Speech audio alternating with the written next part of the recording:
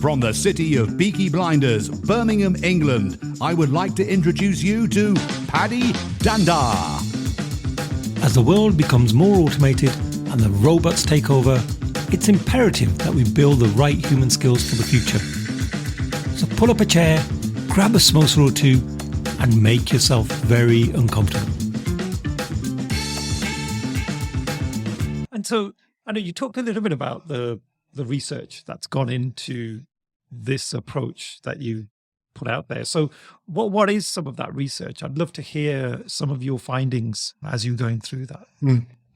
Well, first of all, as I mentioned, we, according to, and everyone's got their own theory, but the most strongest research is 98% of children score high on that divergent thinking test, which is the ability to take two unrelated ideas, put them together and come up with something new. And as we said, that drops to 2% as an adult. Now, I've got a cute little video I made years and years ago where I went into my daughter's school's an international school. I went right from kindergarten right through to year 12 and said, who thinks they're creative and why? And all the kindergarten kids are going, me. And by the time it's year 12, they're just sitting there. And it really was a straight line graph. And I went to the teacher and I said, I had a good relationship with the teacher. I said, well, what's happened? You've basically taken them through 6 years of school and killed their enthusiasm for learning, killed their creativity. And he said, well, school, by the time it gets to high school, is rewarding correct answers. It's not rewarding creative answers.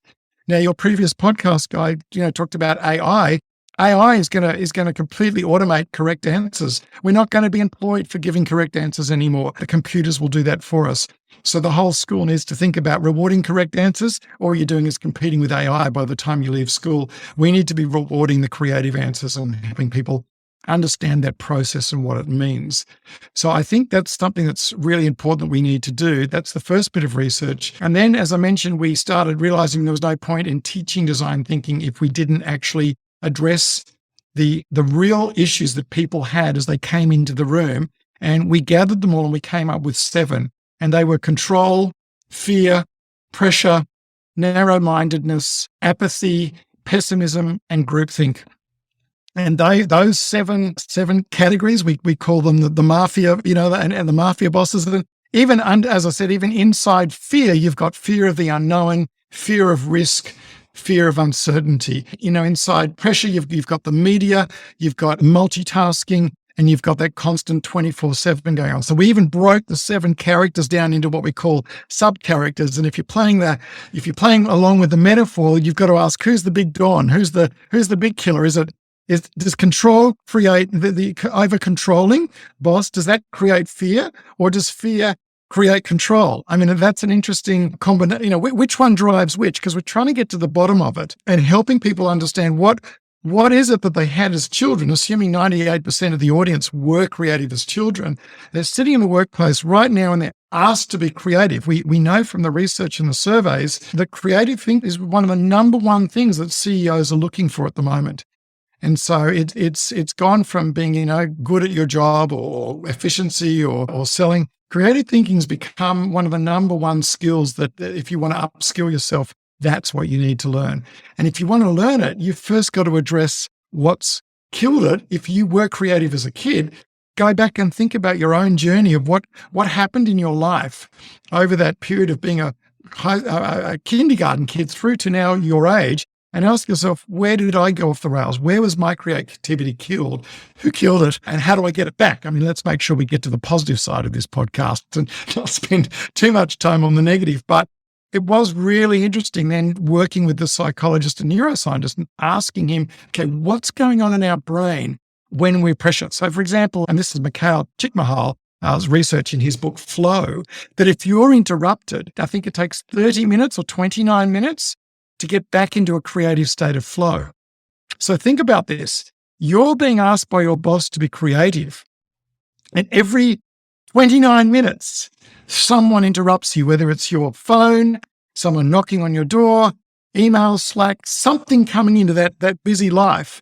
You can go hours, days, weeks, months, years without being creative, simply from the one piece of research, and that is it takes 29 minutes to get into that, 30 minutes to get into that state of flow.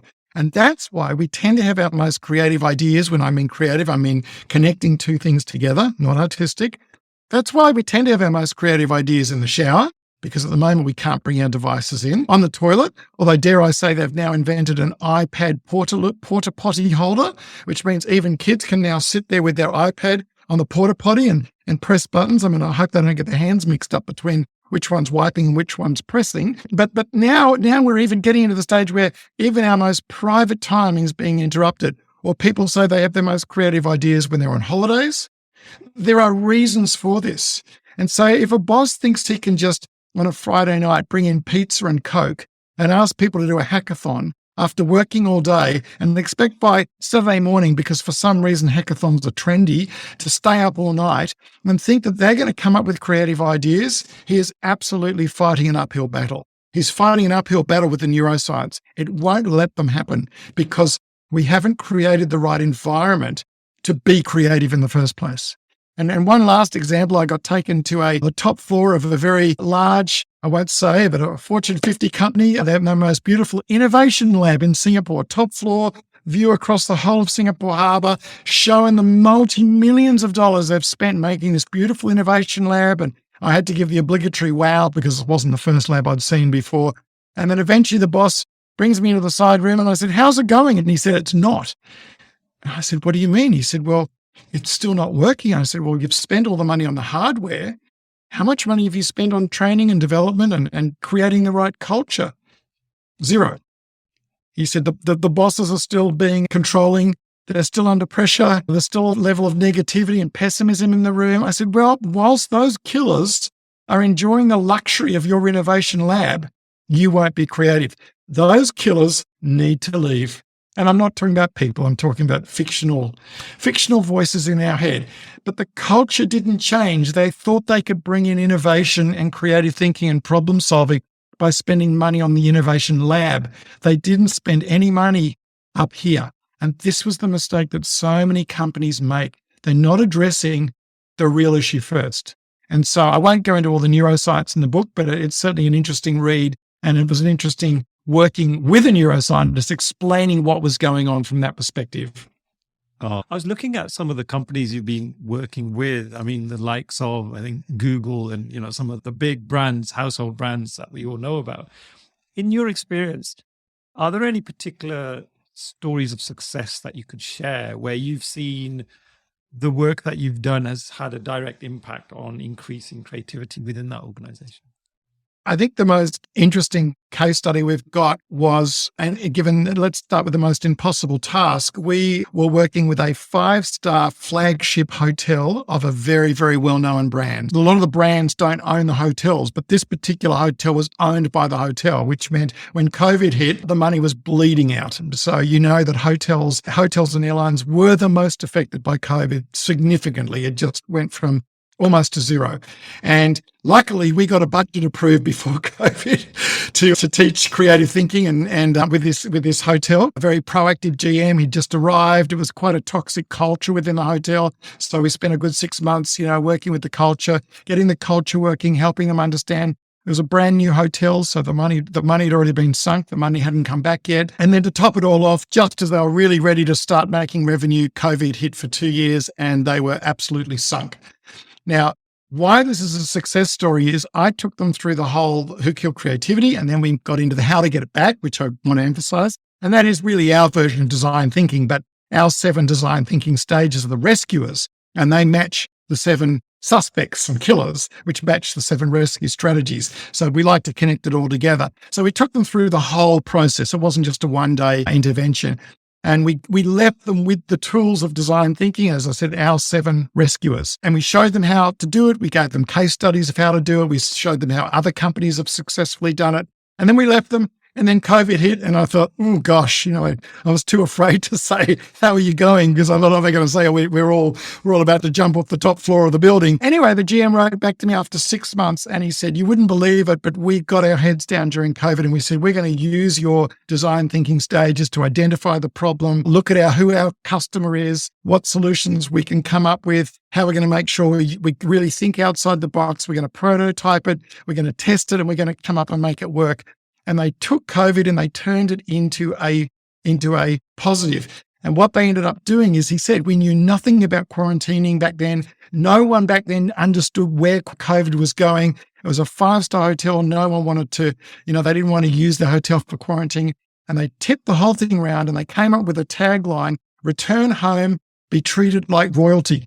So instead of everyone being shoved in these crappy quarantine hotels where it was 2 weeks of hell, they started positioning themselves of, you come to our hotel and for 2 weeks, you're going to be treated like royalty. It became the number one wanted hotel in its capital city. They made $750,000 off the idea. I wished I'd charged a commission. They were the only hotel in Asia in their chain to make money, and they were the only hotel to be able to pay their staff a bonus. Now, as I said, if that's not a great story, it's an even better story against the backdrop of what that industry went through with COVID. And I just love it because it wasn't me facilitating it. They took what we taught them and said, right, we're going to do it ourselves. And therefore, as a result, by making money, their staff morale, when everyone else's hotel morale was shot, they went from being a toxic culture where no one wanted to work there with this proactive GM. Staff morale went through the roof. They were recognized globally by their chain as one of the only successful hotels to actually do something. And yeah, so that becomes my fun case study. But it was extra fun because it was in the confines of COVID. Now, look, there's many others, but that one was something that I felt was really quite valuable. Oh, that sounds fascinating as well. I mean, is that available on your website if people wanted to? It is, but I wasn't allowed to use permission of the name of the hotel. I wished I could, but the case study's written up on the website. We've got quite a few case studies written on the website because I want companies to see that we are not industry specific. This changing the culture and the mindset and then giving them the tools, and design thinking are really just tools, and tools are only as good as the tradespeople using them, and then giving them the tools and letting them do it themselves rather than, maybe that's the difference between us and Accenture and McKinsey that send in their consultants to do it for you. We want to empower the client to learn it themselves and do it themselves and come away with their own solutions. That means they'll continue to do it long after we've left them. Perfect. Thank you so much. And Andrew, we are out of time, but I'd love to just give you the last question around how do people find out more? Can they get the book now? Is it out? And how do they get in touch with you? Look, the simplest website is whokilledcreativity.com because that's an easy one if you're only listening to this. But our most updated one is our company one, which is Tirian, which is TIRIAN.com. And then if you go into that, we've got different topics. I mean, one day we'll talk about innovation, another day we could do a podcast on communication, but you can then go into the topic suite and click on the creativity link, and then you'll see all the different workshops. And look, I know we're a long way away and I know airfares are ridiculously expensive at the moment. So there are self-led courses that you can go on as a teacher, as a trainer. You can buy the online learning module. As I said, we've put these creativity game boards up. And I hope we're not doing ourselves out of a job, but a good facilitator can buy the book, watch my TED talk, listen to this podcast, and then download the Miro board, and away they go. It's all there if you're a good teacher. And you can use that Miro board, reset it, and do your own diagnostic and take your own team through that. So as I said, because we're a long way away, that's been the advantage of really being forced to go digital, that now we can be present everywhere. And whilst we can't be flying in it on the drop of a hat anymore, people can now download that. So all those downloads are all on the Tirian.com website. And the book's available from Amazon, Kindle, Audible, all that other stuff. Plus the free podcasts. So, there's plenty of content out there. And please do get in touch with me. We love talking to passionate people about our topic. Thank you so much, Andrew. You've certainly inspired me on this episode, and it's absolutely lived up to my expectations. Thank you.